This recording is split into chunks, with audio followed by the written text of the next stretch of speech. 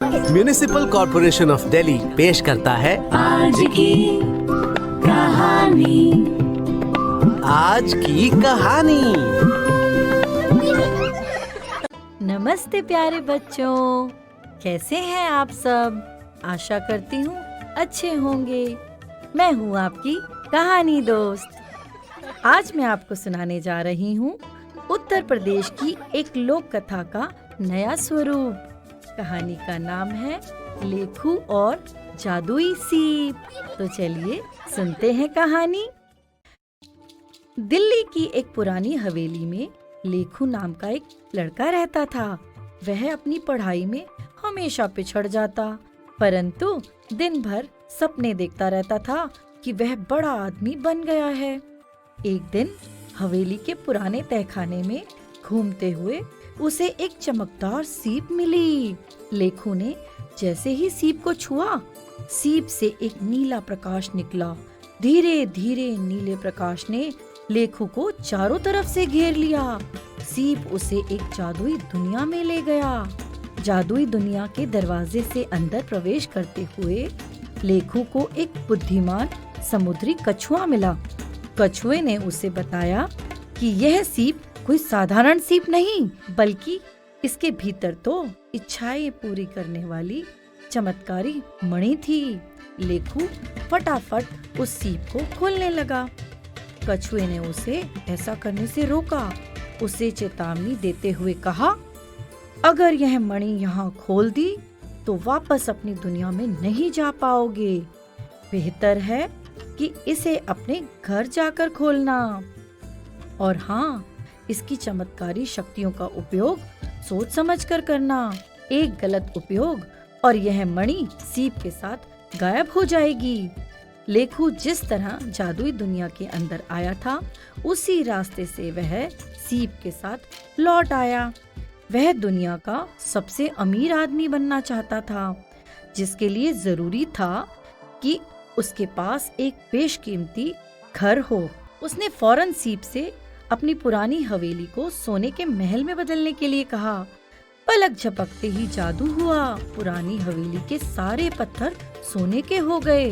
दरवाजे और झरोखे सारे हीरों के बन गए।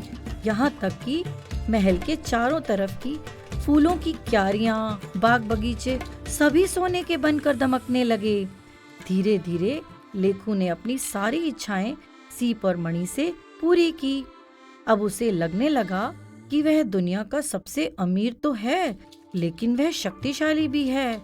बात बात पर वह लोगों से लड़ बैठता, किसी से ठीक से बात नहीं करता।